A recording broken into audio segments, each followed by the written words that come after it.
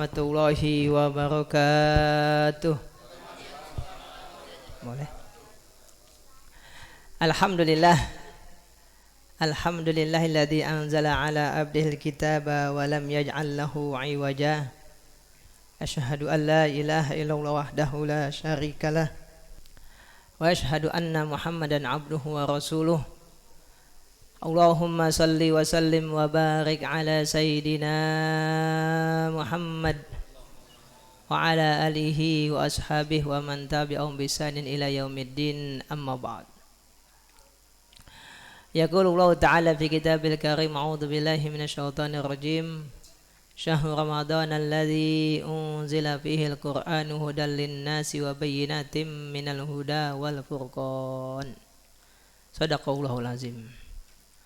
Yang kita hormati Ketua DKM Miftahul Jannah Ustaz Haji Hidayat, serta wakilnya Ustaz Haji Anwar, serta pengurus-pengurus yang lainnya, para asatiz, bapak-bapak, hadirin, ibu hadirat sekalian, jamaah salat isya dan salat tarawih Masjid Miftahul Jannah yang berbahagia, dan juga anak-anak semua dan juga para remaja yang hadir di sini. Mudah-mudahan hadirnya kita di sini dicatat Allah Ta'ala sebagai amal soleh kita yang memperberat timbangan kebaikan kita di akhirat nanti. Salawat dan salam tak lupa kita sampaikan kepada Nabi kita Muhammad sallallahu alaihi wasallam, yang karena pengorbanannya lah kita bisa mendapatkan hidayah dari Allah Subhanahu wa Ta'ala. Kaum muslimin dan muslimat rahimakumullah, sudah menjadi maklumat untuk kaum muslimin di seluruh dunia, malam 17 atau tanggal 17 Ramadan diperingati sebagai hari turunnya Al-Quran. Bagaimana sejarahnya? Kok bisa 17 Ramadan? Ya. Jadi dalam sebuah ayat disebutkan, Allah Ta'ala berfirman, "Wa ma anzalna ala abdina yaumal furqani yaumal taqal jam'an." Wa ma anzalna ala abdina, dan apa yang telah kami turunkan kepada hamba kami, yaitu Nabi Muhammad sallallahu alaihi wasallam, yaitu tentu yang diturunkanlah ada Al-Quran, yaumal furqan, hari Al-Furqan, hari pembeda, yaitu pembeda antara hak dan batil, pembeda antara orang beriman dan orang kafir. Yaumal taqal jam'an, hari di mana bertemunya dua kelompok, yaitu kelompok orang-orang yang beriman dan orang-orang yang kafir.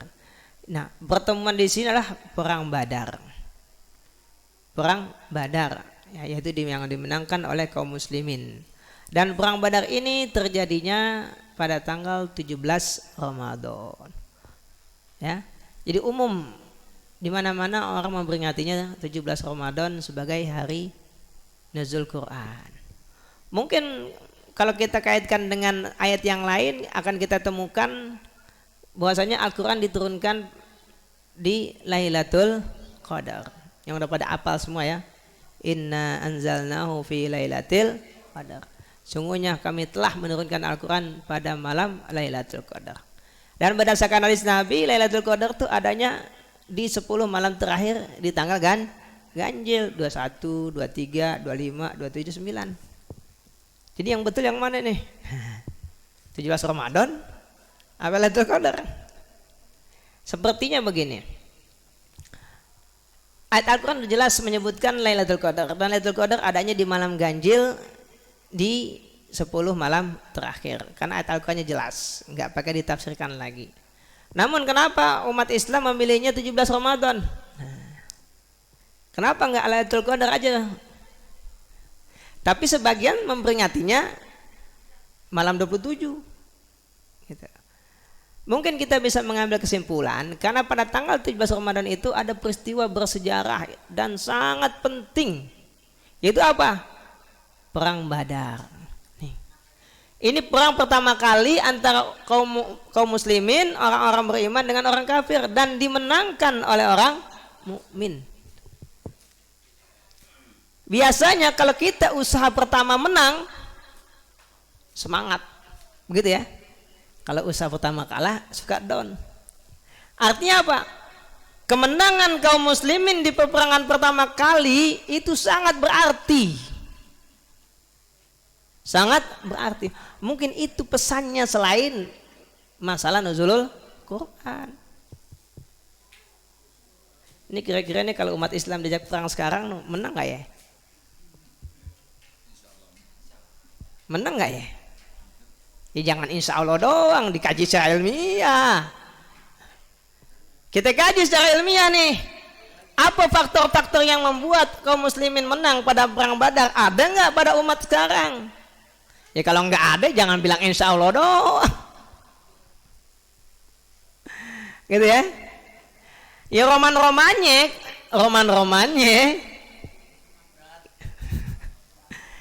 nih satu aja kita angkat.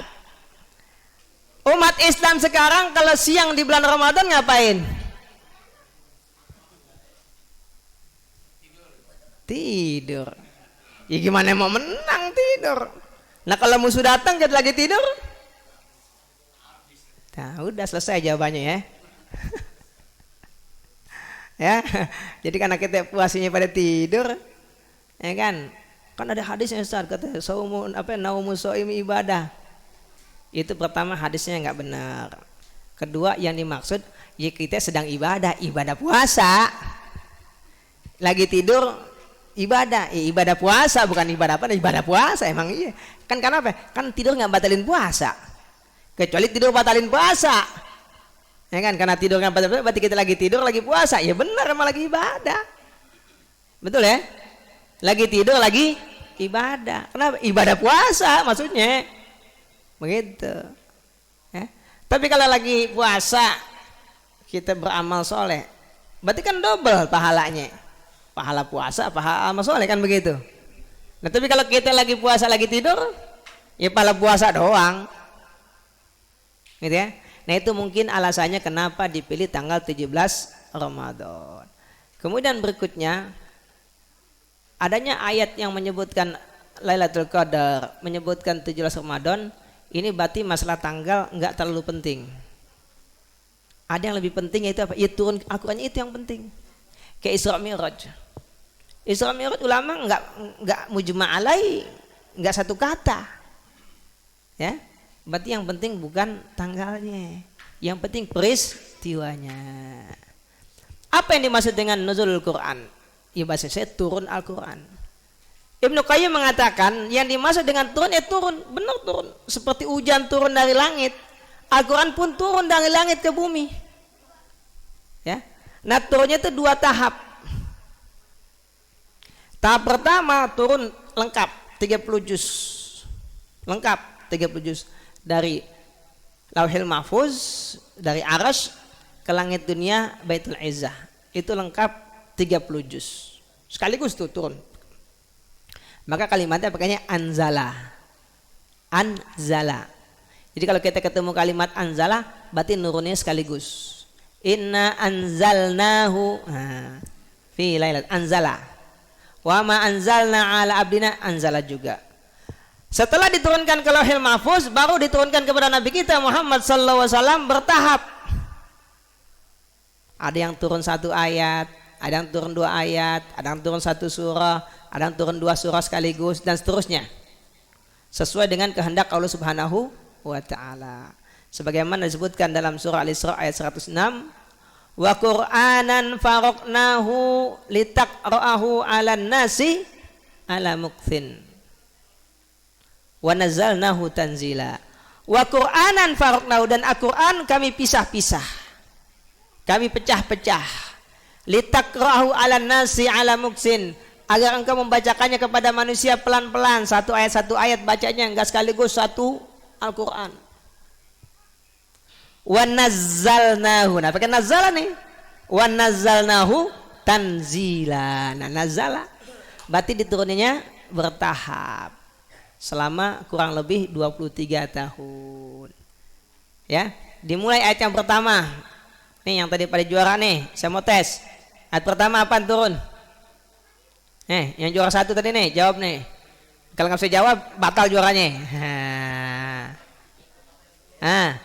Yang tadi apa? Yang juara hafal Quran siapa tadi? Ayat pertama turun apaan? Ayat pertama tadi turun apaan? Ayat Quran yang pertama turun Hmm. Hmm. Apaan? Hah? Iqra. Iqra. 5 ayat. Iqra bismi rabbikal ladzi khalaq. Khalaqal insana min 'alaq. Iqra wa rabbukal akram. Alladzi 'allama bil qalam. 'Allamal insana ma lam ya'lam. Ini ayat yang pertama turun 5 ayat. Jadi bertahap, enggak sekaligus. Enggak sekaligus turunnya, bertahap. Agar apa? Gampang diapalin. Dikit-dikit. Ya, ada yang turun seayat, ada turun berapa ayat, ada yang turun 1 surah dan seterusnya. Litaqra'ahu 'alan nasi 'ala muksin. Agar engkau membacakannya kepada orang perlahan-lahan. Nabi bacain, sahabat ikutin, diapal. Terus begitu sampai selesai 30 juz. Ya, begitu. Nah, begitu juga kita ngapal Quran. Ya seayat, jangan langsung 2 ayat, langsung 3 ayat, jangan 1 ayat 1 ayat. Ya, udah hafal nambah lagi, udah hafal nambah lagi begitu. Kaum muslimin dan muslimat rahimakumullah. Jadi kita sudah tahu Al-Quran turunnya di Lailatul Qadar. Ya. Dan diturunkan kepada Nabi kita Muhammad sallallahu alaihi wasallam. Turunnya di mana? Di Gua Hira. Di Gua Hira. Yang bawa siapa? Siapa yang bawa Al-Quran? Hah? Nih, yang tadi pada juara nih. Yang bawa turun Al-Quran siapa nih? Malaikat Jibril. Nazala bihi ruhul amin ala qalbika litakuna minal mu'minin. Nazala bihul amin. Jadi yang membawa turun ar-ruhul amin, yaitu malaikat Jibril. Subhanallah. Di sini Allah menyebut malaikat Jibril dengan sebutan ar-ruh. Ruh, jiwa, nyawa. Makhluk hidup kalau nggak ada nyawanya hidup nggak? Nggak hidup. Jadi seakan-akan Allah ingin menggambarkan kalau bukan karena malaikat Jibril yang Allah tugaskan membawa Al-Quran disampaikan kepada umat manusia, manusia tuh ibaratnya mati semua. Jadi Al-Quran lah yang membuat kita hidup. Nggak ada Al-Quran, kayak benda mati kita. Kayak benda mati. Al-Quran yang bikin kita hidup. Makanya kalau orang jauh dari Al-Quran kayak orang mati. Nabi mengatakan orang yang di rumahnya nggak pernah dibacain Al-Quran kayak kuburan. Siapa yang di rumahnya nggak pernah baca Quran? Di rumahnya nggak pernah baca Quran, nggak ada Quran di rumahnya, ada pajangan doang. Ada dipajang doang. Dipajang doang. Berdebu lagi, kan nggak pernah dipegang. Itu kata Nabi yang begitu kayak kuburan tuh.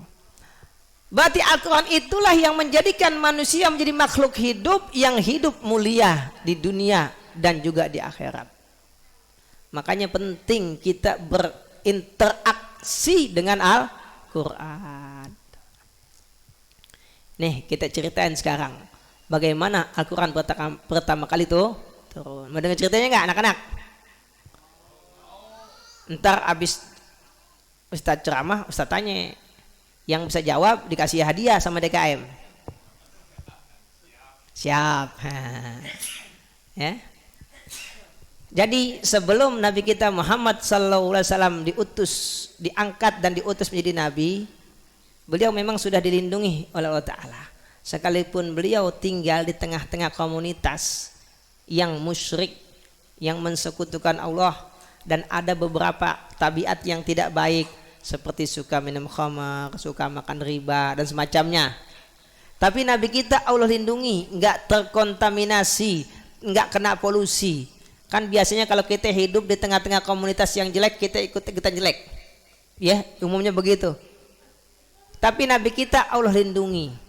Allah lindungi. Maka Allah jadikan di hatinya kecenderungan untuk mengucilkan diri, untuk bertahanus. Ya, untuk menenangkan diri. Beliau setiap bulan Ramadan pergi ke Gua Hira beberapa malam bawa bekal, nginep bahasa kita. Ya. Nah suatu ketika beliau sedang bertahanus, datang malaikat Jibril. Ini malaikat Jibril datang dengan bentuknya yang asli. Bayangin coba. Berarti kan pernah nggak Nabi ngeliat malaikat Jibril? Nggak pernah lihat kan? Kalau tiba-tiba datang di hadapan kita makhluk yang nggak pernah kita kenal, gimana rasanya? Ya kalau kita kenal mending ya, kucing kita kenal, ya kan? Anjing kita kenal, kan gitu ya? Monyet kita kenal, atau manusia kita kenal. Ini datang makhluk yang nggak pernah kita lihat, nggak pernah kita kenal. Udah itu Nabi didekap, dipeluk erat, dibilang Iqra. Nabi bilang ma'ana biqari, saya nggak bisa baca. Karena memang Nabi Allah takdirkan nggak pernah belajar baca tulis. Kemana baca tuh? Kalau anak sekarang pada pinter-pinter, bisa baca, bisa nulis. Kalau Nabi nggak pernah belajar baca tulis, makanya ketika malaikat Jibril bilang Iqra, Nabi jawab ma'ana biqari, saya nggak bisa baca. Didekap lagi tambah kenceng, Iqra, sampai ketiga kali, ma'ana biqari, saya nggak bisa baca. Lalu malaikat Jibril lanjutkan, Iqra bismi rabbikal ladzi khalaq, khalaqal insana min 'alaq, Iqra wa rabbukal akram, alladzi 'allama bil qalam, 'allamal insana ma lam ya'lam. Jadi ternyata maksudnya malaikat Jibril suruh ikutin tuh bacaan. Akhirnya Nabi baca dah tuh. Pulang ke rumah. Pulang ke rumah. Menggigil, masih ada rasa takut. Sampai di rumah minta diselimutin. Nabi menggigil ketakutan. Dia mengatakan, inni khasyitu ala nafsi, saya khawatir terhadap diriku. Ini kejadian yang sangat aneh, bertemu dengan makhluk yang gak pernah beliau temui, terus mendapatkan ayat-ayat yang gak pernah beliau dengar. Jadi kalau suami lagi begini, kira-kira bini ngapain nih? Bu, kalau suami pulang ketakutan, menggigil, ibu gimana sikapnya bu? Bang kenapa ya bang? Abang kenapa ya bang? Abang kenapa ya? Oh gitu. Panik ya kan? Panik. Abang kenapa ya? Abang kenapa ya? Mungkin bininya bilang, abang sih dibilang jangan begadang malam-malam pulang. Oke lah. Malah dimarahin. Udah tahu bang, bini lakinya lagi menggigil ketakutan, malah dimarahin. Nah, abang sih begadang malam-malam, dibilang jangan main keluar, udah di rumah aja gitu. Kan terkadang kita begitu ya. Tapi lihat bagaimana sikap Khadijah radhiyallahu anha. Subhanallah. Beliau mengatakan, wallahi la yukhzikaulahu abadan. Demi Allah, Allah nggak akan pernah menghinakan kamu. Arti kejadian yang tadi Nabi khawatir bukan kejadian yang buruk. Lalu beliau melanjutkan, kenapa Khadijah mengatakan Allah nggak akan menghinakan kamu? Innaka latasilur rahim, karena kamu selalu menyambung silaturahmi, nggak pernah musuhan dengan orang-orang. Wa tasduqul hadis, dan kalau ngomong nggak pernah bohong. Ngomong nggak pernah bohong, makanya beliau terkenal dengan sebutan al-amin. Wa tahmilul kalla, dan engkau sering membantu orang-orang yang lemah. Ini sebelum beliau jadi nabi ya. Engkau sering membantu orang-orang yang lemah. Wa tukrid daif, engkau menjamu memuliakan tamu.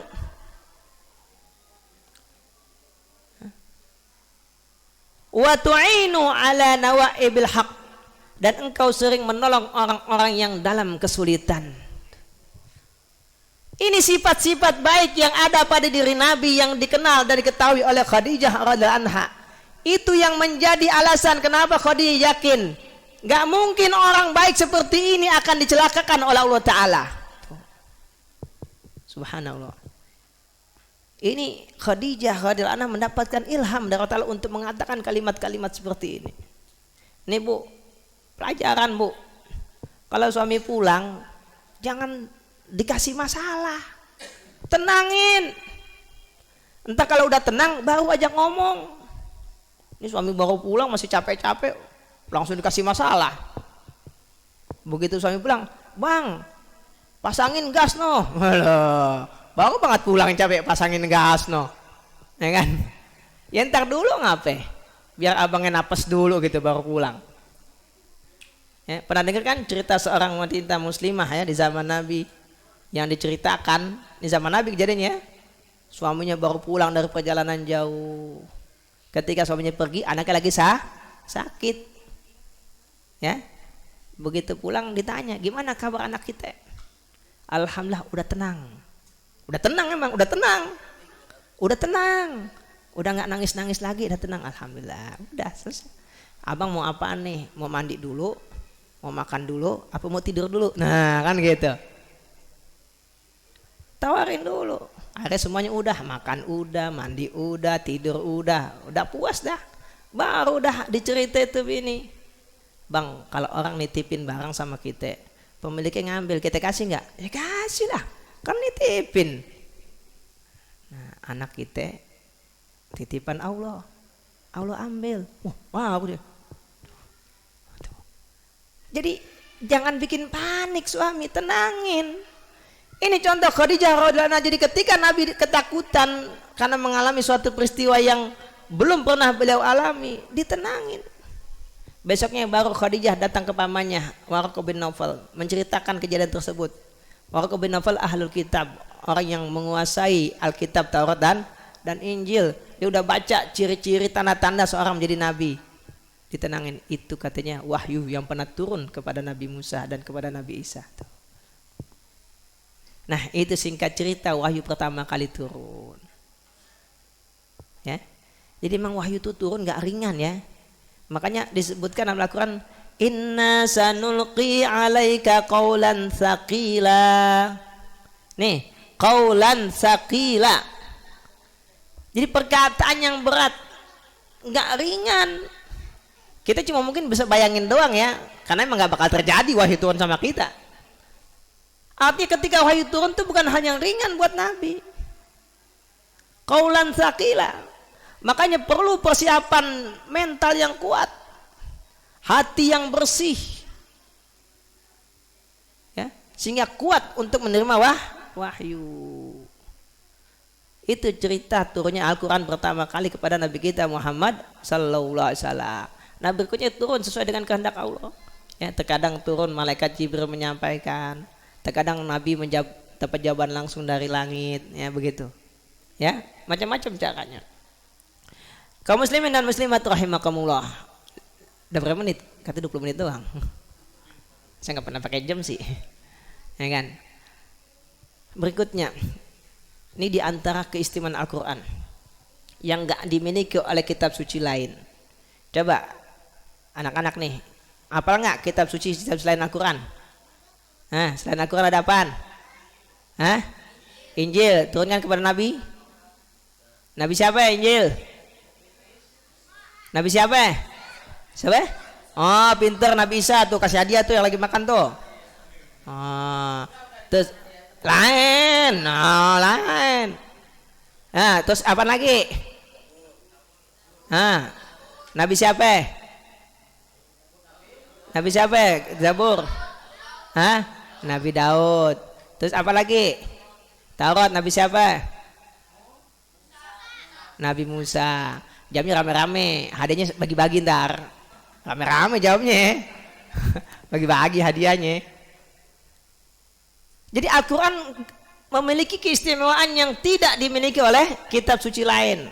Pertama, dari sisi waktu, Al-Quran turun di bulan yang paling mulia, bulan Ramadan. Di waktu yang paling mulia, malam.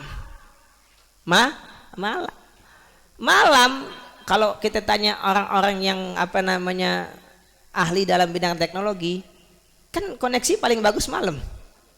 Betul ya? Ya kan? Malam.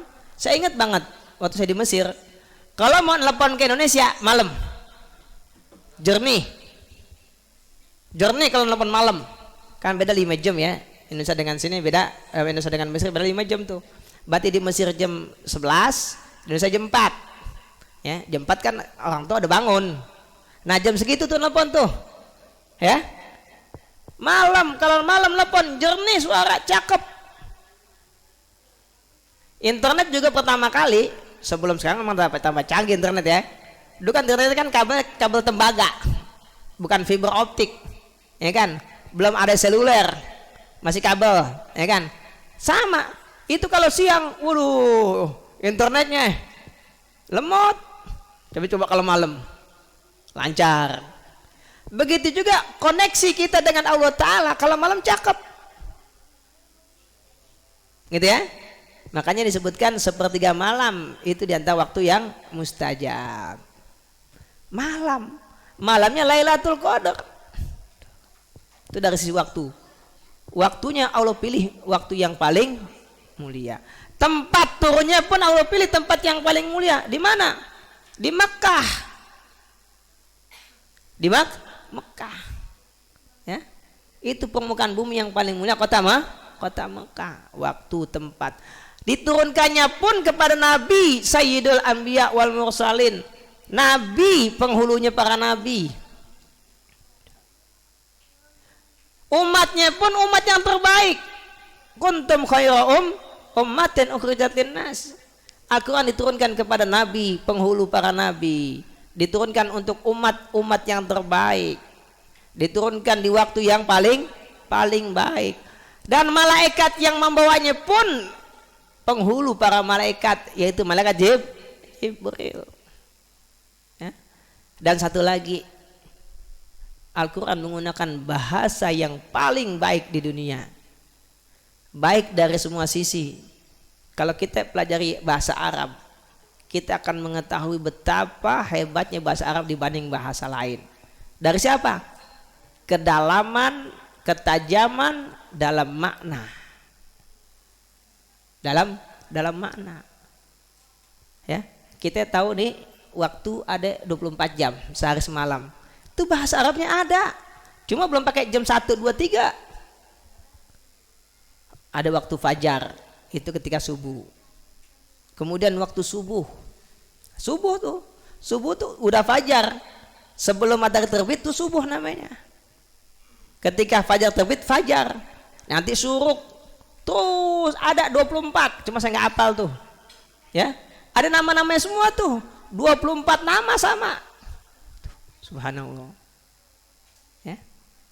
Jadi untuk sebuah makna, bahasa Arab itu makna yang paling dalam. Makanya Imam Ibnu Katsir mengatakan, kenapa Allah pilih bahasa Arab untuk bahasa Al-Quran?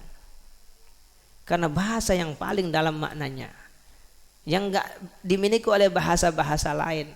Lihat kamus-kamus bahasa yang paling besar tuh kamus bahasa Arab. Kosakatanya jauh lebih banyak dibanding bahasa lain. Ya. Kamus bahasa Arab sampai 24 jilid. Tuh yang Lisanul Arab. Ya kan? Nah, kalau kamus bahasa Indonesia segini nih, KBBI, jangan gitu. Jauh. Di bahasa Inggris begitu juga. Jadi dengan bahasa yang paling bagus, bahasa yang paling mulia, ya kan? Umatnya pun umat yang terbaik, nabinya pun nabi yang paling mulia, semuanya lengkap. Nah sekarang nih, kalau yang bawa malaikat yang paling mulia, diturunkannya di waktu yang paling mulia, di tempat yang paling mulia, ya, kepada nabi yang paling mulia, untuk umat yang paling mulia. Kira-kira ini Al-Quran barang sembarangan atau barang yang mulia juga? Ya pasti yang mulia. Nggak mungkin sembarangan, nggak mungkin sekedarnya. Kalau kita datang kepada orang yang paling kita cintai, kita pilih hari yang paling istimewa, kira-kira yang kita bawa sembarangan nggak? Sekedarnya doang kacang goreng gitu, kan nggak mungkin kan? Kita datengin orang yang paling mulia dalam hidup kita, yang paling kita hormati, kita pilih hari yang paling istimewa, ulang tahun misalkan, kira-kira yang kita bawa kacang goreng doang, kan nggak mungkin kan? Kita mikir apaan ya yang kita bawa, pasti nggak sembarangan, nggak mungkin sekedar kacang goreng doang. Lah kacang goreng doang ngapain nungguin hari yang istimewa, kapan juga bisa kan gitu. Itu artinya dari semua sisi tadi menunjukkan Al-Quran itu sesuatu yang azim, yang besar, bukan sekedar. Saking besarnya Al-Quran, nggak habis-habis dikaji, nggak habis-habis. Selalu ditemukan tafsiran yang baru untuk Al-Quran. Saya ambil satu contoh aja nih, satu contoh doang nih, satu contoh aja. Di antara ayat Al-Quran yang berbunyi di surat Al-Hadid, wa anzalnal hadida fihi ba'sun syadid. Wa anzalnal hadida, anzala artikan menurunkan. Kalau kita baca tafsir, ya tafsir Al-Quran 3, 4, 5 abad yang lalu, apalagi sebelumnya lagi, itu akan kita temukan anzala itu ditafsirkan ja'ala atau khalaqa. Padahal anzala maknanya menurunkan, tapi tafsirkan menciptakan. Kenapa? Karena ulama pada saat itu belum tahu kalau besi itu memang turun dari langit.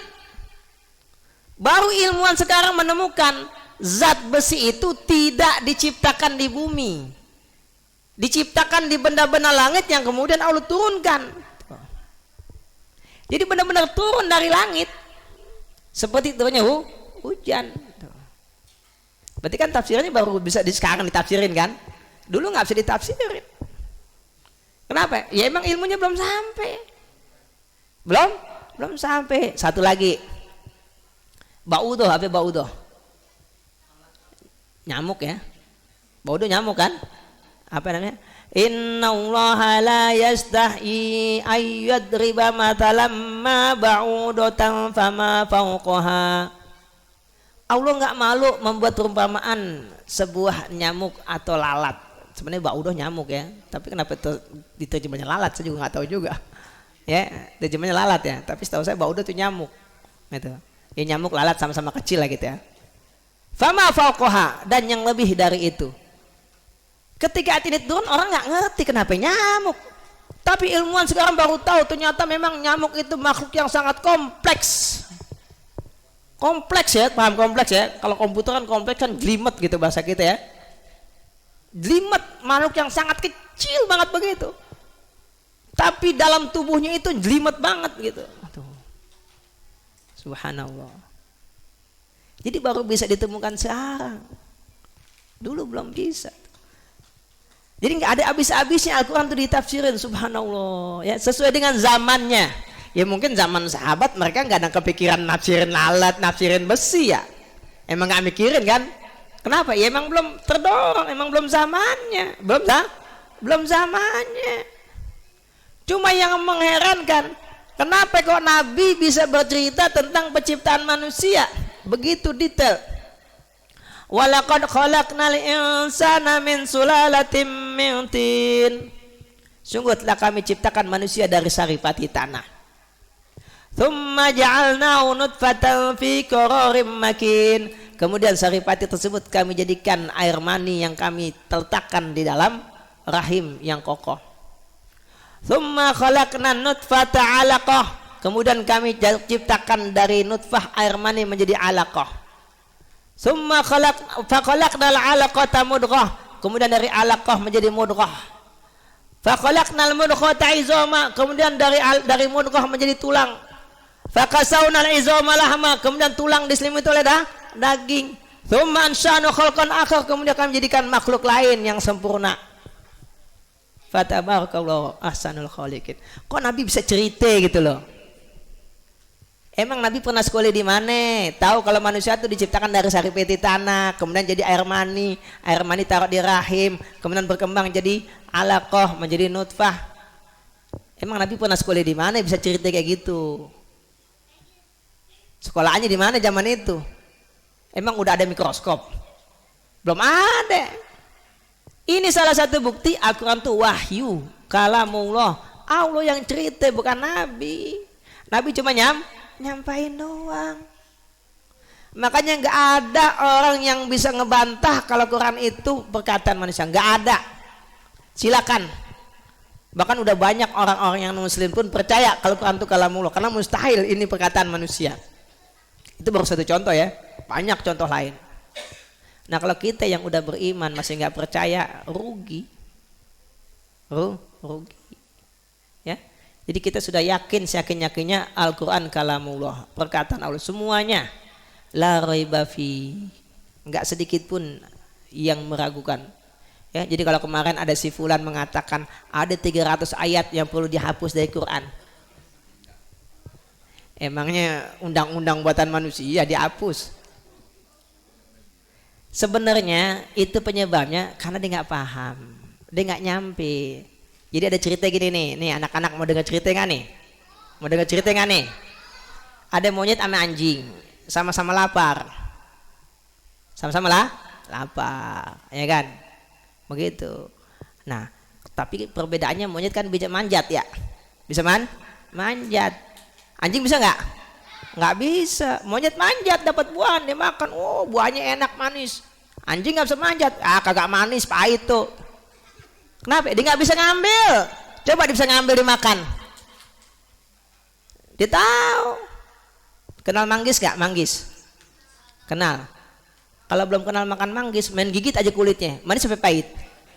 Ya kulitnya yang lu makan pahit, buka dulu makan dalamnya manis. Begitu manusia. Makanya pepatahnya mengatakan annasu a'da'u ma jahilu. Manusia cenderung memusuhi sesuatu yang dia nggak tahu. Jadi tuh orang tadi karena nggak tahu, kalau dia tahu, udah nggak bakal ngomong kayak gitu. Dia kagak ngerti. Kalau dia ngerti nggak bakal dia ngomong begitu. Nah makanya kalau nggak ngerti mendingan diem, tuh. Gitu ya. Nah, maksud tahu dia kagak ngerti. Kalau dia ngerti dia nggak bakal ngomong begitu. Nih makanya nih, ini kita udah memulai langkah yang bagus nih. Kita mulai dengan menanamkan anak-anak untuk cinta Al-Quran. Cinta Al-Quran dulu kita tanami. Karena anak-anak ini fitrahnya bagus nih. Mereka tertarik loh dengan Al-Quran sebenarnya. Tertarik. Cuma terkadang kitanya yang nggak peka. Kitanya orang tua yang nggak peka. Anak kecil tuh secara fitrahnya tertarik sama Al-Quran. Coba aja kalau nggak percaya. Dari kecil kita kenal Al-Quran. Kemana-mana Al-Quran dipegang. Cuma salahnya kita kenalnya HP. Ya udah HP yang dipegang, nah kita kenalnya HP. Dari 3 tahun udah kenalin HP. Kita yang salah ya. Anak nangis kasih HP, anak nangis kasih HP, anak nangis kasih HP. Ganti kasih Quran, kasih Quran, kasih Quran. Ya kita yang salah. Ngasihnya HP, coba ngasih Quran. Dia cinta Al-Quran. Semua anak kecil fitrahnya bagus, cuma terkadang kita yang kagak ngerti, kita yang salah ngasih. Mulai sekarang anak-anak jangan kasih HP, kasih Quran. Perdengarkan Al-Quran. Jadi demen, jadi senang sama Al-Quran. Kapan aja itu Quran dipegang. Kalaupun dikasih HP, dicari Quran juga di YouTube. Oh.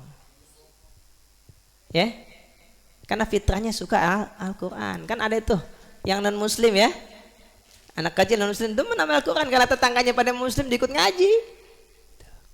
Emang fitrahnya begitu, cuma kita yang terkadang yang salah. Nah buat kita yang udah pada dewasa, yang belum bisa baca Quran, belajar baca Quran. Biar Quran jadi syafaat ya nanti di kuburan jadi penerang. Sehingga kita enggak sendirian, enggak takut. Ya. Kaum muslimin dan muslimat rahimakumullah. Jadi kita patut bersyukur kepada Allah Subhanahu wa taala yang telah menurunkan Al-Qur'an. Menurunkan Al-Qur'an sebagai buku petunjuk. Bahkan Al-Qur'an ya, walaupun kita enggak paham maknanya, kita baca aja itu udah bikin hati tenang. Coba dah. Ya, bacanya beneran. Kita nggak paham, udah bikin hati tenang, subhanallah. Apalagi baca bener, kayak Said Anwar gitu ya. Oh, kan enak gitu ya. Ya, tajwidnya, ya kan, suaranya, udah enak. Yang denger enak, nggak pengen berhenti dengerin gitu ya. Ya. Kan sahabat kalau Nabi jadi imam kan nggak terasa, tahu-tahu subuh aja kan itu ya. Kenapa? Enak dengerinnya. Nah, kalau orang demen musik aja terkadang berjam-jam dengerin ya nggak. Mas yang dengan Al-Quran kagak demen. Nah mulai sekarang kita komitmen ya, kita janji dengan diri kita yang belum bisa baca Quran, belajar baca Quran. Buat yang dewasa ada Said Anwar yang ngajarin, buat anak-anak juga semua ya, kita belajar nggak apa-apa pelan-pelan. Nabi mengatakan ya, walladzi yaqra'ul Quran wa yatata'tahu fihi wa huwa 'alaihi syaqun falahu ajrani. Orang yang baca Qurannya susah, terbata-bata, nyebutinnya susah, pahalanya dua pahalanya. Pahala nyebutin huruf, pahala berijtihad untuk bisa. Tuh. Ya. Jangan malas ya baca Quran semuanya. Buat yang dewasa juga jangan pakai malu. Ya kalau malu jangan gabung sama anak-anak, orang tua semua gitu ya, anak-anak ya. Tapi pinteran anak lagi baca Quran sama bapaknya. Anaknya udah pintar baca Quran, bapaknya belum. Jangan kalah. Jangan kalah. Emang idealnya sebelum punya anak udah bisa baca Quran. Tak kita yang ngajarin. Nah, itu idealnya begitu. Ya kalau emang udah lewat nggak apa-apa dah. Ya. Mulai sekarang kita komitmen, kita belajar baca Quran. Kita baca Quran kapan aja. Apalagi zaman sekarang gampang banget dengan Al-Quran, gampang banget dah. Tinggal buka doang YouTube, tinggal pilih mau surat apaan, mau juz apaan, mau yang baca siapa. Udah gampang banget dah. Mau yang online lewat YouTube, mau yang offline ada juga, tinggal download ya. Tinggal maunya doang. Ya biar HP kita manfaat. Dengerin Al-Quran, enak, tenang. Ya, bikin hati tuh tenang. Mudah-mudahan Allah Ta'ala memberikan kita taufik dan hidayahnya sehingga kita bisa cinta Al-Quran ya. Setelah kita cinta Al-Quran, kita baca Al-Quran. Setelah kita baca Al-Quran, kita pahami maknanya. Setelah kita pahami maknanya, kita amalkan isinya sehingga Al-Quran menjadi syafaat buat kita di dunia, menjadi petunjuk, di akhirat menjadi syafaat ya, menjadi pelindung kita dari api neraka. Demikian mudah-mudahan apa yang telah saya sampaikan bisa bermanfaat buat kita semua. Lebih kurangnya mohon maaf. In uridu illa islah mastata'tu wa ma taufiqi illa billah, alaihi tawakkaltu wa ilaihi unib. Hadana wa lakum ajma'in. Wassalamualaikum warahmatullahi wabarakatuh.